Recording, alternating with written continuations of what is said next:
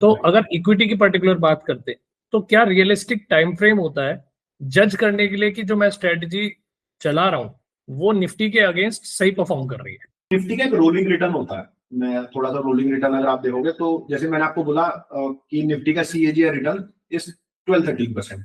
अब rolling return का मतलब है कि हर 5 साल को अगर मैं कंपेयर करता हूँ, आज हम 2026 के अंदर है, तो हर 5 साल को अगर आप कंपेयर करता हूँ तो निफ्टी के क्या रिटर्न्स रहे।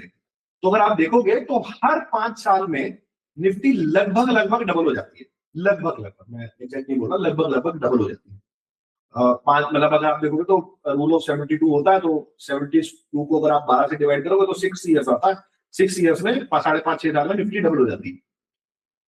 आपका ideal time horizon equity market के अंदर अगर आप पैसा लेके आ रहे हो, मिनिमम से मिनिमम 3 साल होना चाहिए। अगर आप कोई ऐसा पैसा यहाँ पे लेके आ रहे हो जो आपको अगले महीने चाहिए या तीसरे चौथे महीने चाहिए, तो आपको इस मार्केट में वो पैसा नहीं लगाना चाहिए। कोई राय नहीं है, मैं अपनी पर्सनल आपसे चीज शेयर कर रहा हूँ। मेरे हिसाब से वो नहीं आना चाहिए। आपको इक्विटी मार्केट के अंदर वही पैसा लेके आना चाहिए जो आप लॉन्ग टर्म के लिए कहीं ना कहीं लगा सकते हो। Point number 1। पॉइंट नंबर 2, आपने पूछा कि मेरे को कब पता चलेगा कि निफ्टी से मैं अच्छा कर रहा हूँ या नहीं कर रहा हूँ। तो सर, निफ्टी का भी डेली रेट आता है कि डेली आप मंथली परफॉर्मेंस दे सकते हो और आपको अपने पोर्टफोलियो का भी परफॉर्मेंस दिखता है।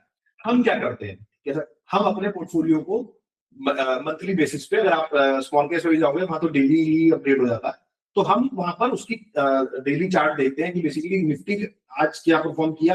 या अगर आप मंथली बेसिस पे करेंगे, अगर आप रिटेल इन्वेस्टर हो तो ज्यादा अच्छा है कि मंथली बेसिस पे निफ्टी ने क्या किया और मेरे पोर्टफोलियो ने क्या किया। एक तो ये चीज होगी।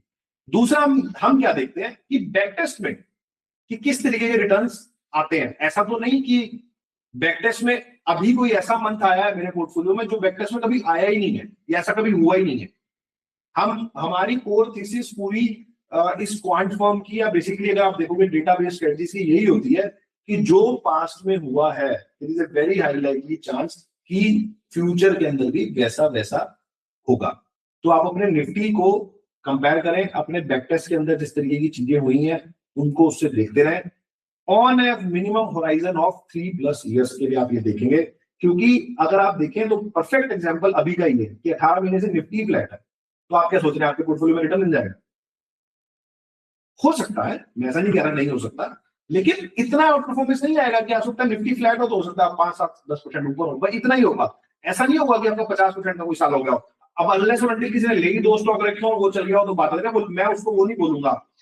एक फेमस थ्योरी चलती है, वो बेसिकली लक हो सकता है आपका कि आपने कोई 2 स्टॉक लिए तो चल गए।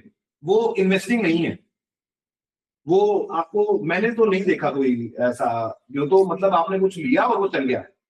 अगर आपने लिया लॉन्ग टर्म गेम खेलनी है तो बेसिकली आपको ऐसे पोर्टफोलियोज को ट्रैक करना पड़ेगा और इस तरीके से काम करना पड़ेगा कि आप स्किल बेस यहाँ पर काम कर रहे हो। 2 स्टॉक्स लेके मान लो जो उनके रिटर्न बन गए अभी 18 महीने में, और अगले 2 साल निफ्टी तो आपकी डबल से भी ज्यादा हो गई और उन 2 स्टॉक्स में रिटर्न नहीं आए तो आप क्या करेंगे?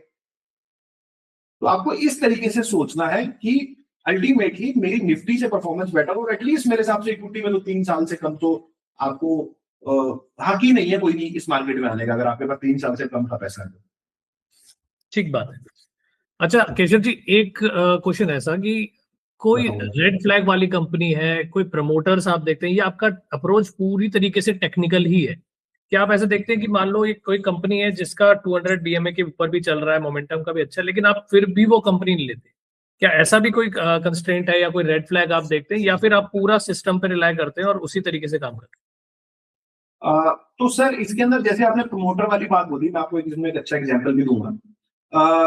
तो हम नहीं देखते हैं, करेक्ट। पहले तो मैं इसका आपको आंसर कर देता हूँ कि प्रमोटर ने क्या बोला क्या नहीं बोला उससे कोई मतलब नहीं है। मेरा प्राइस मेरे को बोलेगा टू एग्जिट तो मैं तभी एग्जिट करूंगा।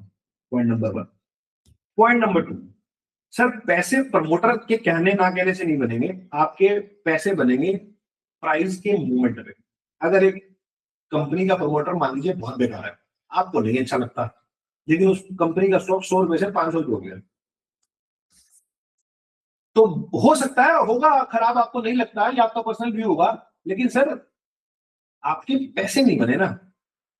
आप वो स्टॉक नीचे से 5 गुना हो गया, लेकिन आप इसलिए इन्वेस्टेड नहीं थे क्योंकि उसके प्रमोटर ने कुछ बात कह दी थी।